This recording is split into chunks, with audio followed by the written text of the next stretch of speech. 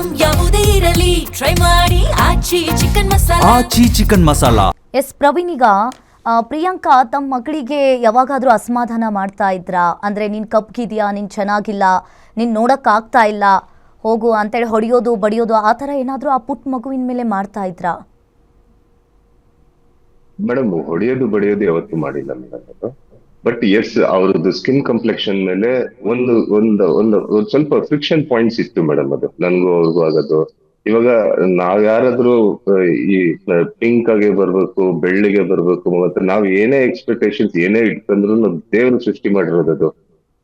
ಅದೇ there is no way ಅದನ್ನು ನಾವು ಡಿಸೈಡ್, ನಮ್ಮಲ್ಲಿ ಡಿಸೈಡಿಂಗ್ ಫ್ಯಾಕ್ಟರ್ ಅಲ್ಲ, ಅಲ್ವೇ ಅಲ್ಲ ಅದು. ಸೊ ಆ ಕಾಂಪ್ಲೆಕ್ಷನ್ ವಿಷಯದಲ್ಲಿ ಒಂದ್ ಸ್ವಲ್ಪ ಫ್ರಿಕ್ಷನ್ ಪಾಯಿಂಟ್ ಇತ್ತು.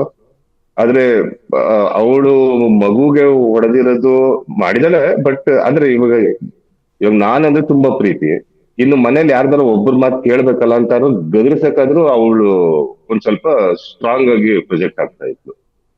ಓಕೆ, ಮೋಹನ್ ಬರೋಕ್ಕಿಂತ ಮುಂಚೆ ನಿಮ್ಮ ಫ್ಯಾಮಿಲಿಯಲ್ಲಿ ಎಲ್ಲ ಚೆನ್ನಾಗಿತ್ತಾ? ಮಕ್ಕಳನ್ನೆಲ್ಲ ಪ್ರಿಯಾಂಕಾ ಚೆನ್ನಾಗಿ ನೋಡ್ಕೋತಿದ್ರಾ ಅವರಿಬ್ರು ಮಕ್ಕಳನ್ನ?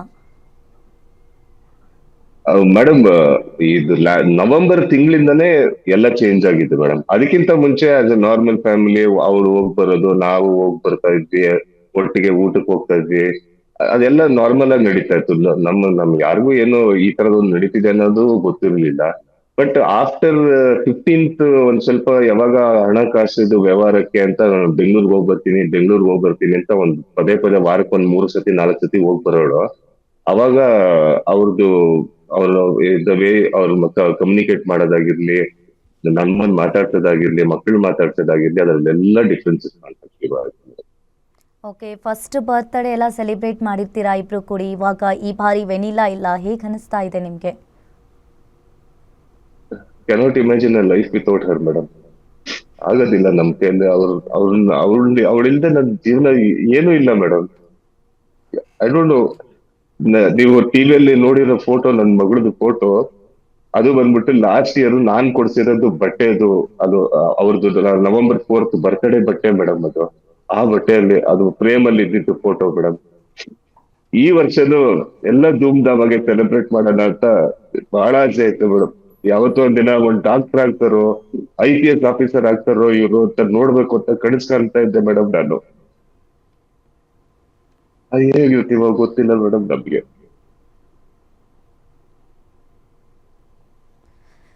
November 4th ಸರ್ ಅವ್ರ ಬರ್ತ್ಡೇ ಹಾಗಾದ್ರೆ? ಹೌದು ಮೇಡಮ್, ಹೌದು. 2020 November 4th ಅವರು ಹುಟ್ಟಿದ್ದು ದಿನ madam. Okay, last time birthday ಎಲ್ಲಿ ಸೆಲೆಬ್ರೇಟ್ ಮಾಡಿದ್ರಿ ವೆನಿಲಾದು? ವೆನಿಲಾ ಬರ್ತ್ಡೇನ ಆಯಿಸ್ಟರ್ ಬೇ ಅಂತ ಒಂದು ಹೋಟೆಲ್ ಇದೆ ಮೈಸೂರಲ್ಲಿ ಇದ್ದಾಗ. ನಾವು ಆಯಿಸ್ಟರ್ ಬೇ ಅಂತ ಒಂದು ಹೋಟೆಲ್ ಇತ್ತು, ಅಲ್ಲಿಗೆ ಹೋಗಿ ನಾವು 4 members as a family cake ಎಲ್ಲ ಕಟ್ ಮಾಡಿ, ಒಳ್ಳೆ ಊಟ ಎಲ್ಲ ತಿಂದು, ಅವ್ರಿಗೆ ಇಷ್ಟವಾಗಿರೋ ಊಟ ತಿನ್ಸಿ, ಅವ್ರಿಗೆ ಇಷ್ಟವಾಗಿರೋ ಐಸ್ ಕ್ರೀಮ್ ಎಲ್ಲ ತಿನ್ಸಿ, ಫ್ರೂಟ್ ಬೇ ಅಂತ ಒಂದು ಶಾಪ್ ಇದೆ, ಅಲ್ಲಿಗೆ ಕರ್ಕೊಂಡು ಹೋಗಿ ಅವ್ರಿಗೆ ಐಸ್ ಕ್ರೀಮ್ ಎಲ್ಲ ತಿನ್ಸ್ಕೊಂಡು ಮನೆಗೆ ರಾತ್ರಿ ಒಂದು 10:30 ಆಗಿ ಬಂದು ಮಲಗಿದ್ವಿ ಮೇಡಮ್. ತಿರುಗಿ ದಿನ ಅವರಿಗೆ ಹೊಸ ಬಟ್ಟೆ ಉಡಿಸಿ, ಮಕ್ಕಳಿಗೆ ಸ್ಕೂಲಲ್ಲಿರೋ ಮಕ್ಕಳಿಗೆ ಎಲ್ಲರಿಗೂ ಚಾಕ್ಲೇಟ್ಸು, ಗಿಫ್ಟ್ ಐಟಮ್ಸ್ ಗಳೆಲ್ಲ ಅದರಲ್ಲೆಲ್ಲ ಪ್ಯಾಕ್ ಮಾಡಿ, ಅವ್ರ ಬ್ಯಾಗ್ ಅಲ್ಲಿ ಪ್ಯಾಕ್ ಮಾಡಿ ಒಂದು ಖುದ್ದಾಗಿ ಹೋಗಿ ಅವ್ರ ಸ್ಕೂಲಿಗೆ ಬಿಟ್ಬಿಟ್ಟು ಬಂದಿದ್ದೆ ಮೇಡಮ್ ನಾನು. ಓಕೆ, ನೀವು ಮತ್ತೆ ಪ್ರಿಯಾಂಕಾ ಹಾಗೆ ದೊಡ್ಡ ಮಗಳು ವೆನಿಲಾ 4 ಜನ ಅಷ್ಟೇ ಹೋಗಿದ್ರಾ ಮೈಸೂರಿಗೆ? ದೊಡ್ಡ ಮಗಳು ಇಶಿಕಾ ಅಂತ ಮೇಡಮ್ ಅವ್ರ ಹೆಸರು. ವೆನಿಲಾ ಚಿಕ್ಕ ಮಗು ಮೇಡಮ್. ಇಲ್ಲ ನಾವು ಮೇಡಮ್ ಸೆಲೆಬ್ರೇಟ್ ಮಾಡೋದಕ್ಕೆ ಇಲ್ಲ ಮೇಡಮ್, ಸ್ಟೋರಿ ರಾಂಗ್ ಆಗಿದೆ ಇಲ್ಲಿ.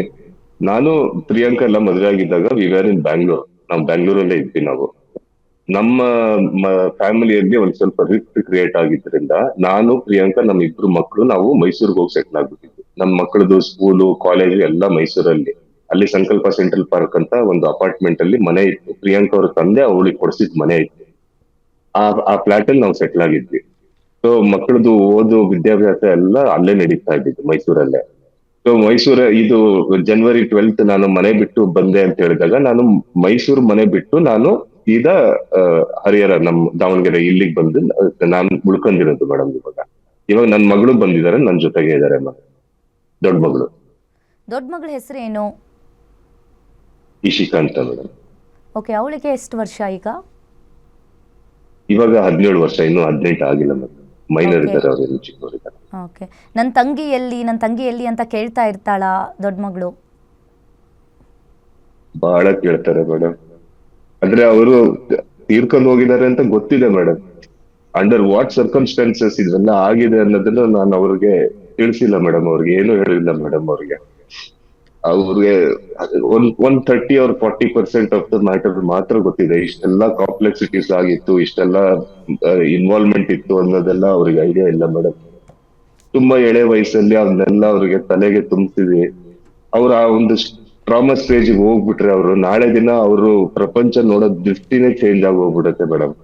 ಅವರು ಚಿಕ್ಕ ಮಗು, ಅವ್ರು ಆ ಪೇಸ್ ಅಲ್ಲೇನೆ ಅವ್ರು ಬೆಳಿಬೇಕು, ಅವ್ರು ದೊಡ್ಡವರಾಗ್ಬಿಟ್ಟು ಬರ್ಬೇಕು ಮೇಡಮ್. ಅದಕ್ಕೆ ನಾನು ಅವ್ರಿಗೆ ನಾನ್ ಜಾಸ್ತಿ ಏನು ಹೇಳಕ್ಕೂ ಹೋಗಿಲ್ಲ, ನಾನ್ ಜಾಸ್ತಿ ಏನು ಅವ್ರಿಗೆ ಇದ್ ಮಾಡಕ್ ಹೋಗಿಲ್ಲ ಮೇಡಮ್. ನಾನು ಅವ್ರದ್ದು ವಯಸ್ಸಿಗೆ ಬಂದಾಗ when she can understand what happened, ಹೆಂಗಾಯ್ತು ಇದಾಯ್ತು ಅಂದಾಗ ಅವಾಗ maybe she can hold on to it. ಇವಾಗ್ಲೇ ಹೇಳ್ಬಿಟ್ರೆ ಈ ಎಳೆ ವಯಸ್ಸಲ್ಲಿ I don't think so she can handle it madam. ಅದಕ್ಕಾಗಿ ನಾನು ಬಹಳ ವಿಷಯಗಳನ್ನ ಅವರಿಂದ ಮುಚ್ಚಿಟ್ಟಿದ್ದೀನಿ ಮೇಡಮ್ ನಾನು. ಓಕೆ. ದೊಡ್ಡ ಮಗಳು ತಾಯಿ ಬಗ್ಗೆ ಏನಾದರೂ ಕೇಳ್ತಾ ಇರ್ತಾಳಾ? ಎಲ್ಲಿದ್ದಾರೆ ಪ್ರಿಯಾಂಕಾ ನನ್ನ ತಾಯಿ ಅಂತ ಹೇಳಿ ಕೇಳ್ತಾ ಇರ್ತಾರಾ? ಇಲ್ಲ madam, she hates sir ma'am. She ಅಲ್ಲ, ಈ ಹೇಟ್ಸ್ ಸರ್. ಇನ್ಸಿಡೆಂಟ್ ಎಲ್ಲ ಗೊತ್ತಾಗಿದೆಯಾ ಅವ್ರಿಗೆ?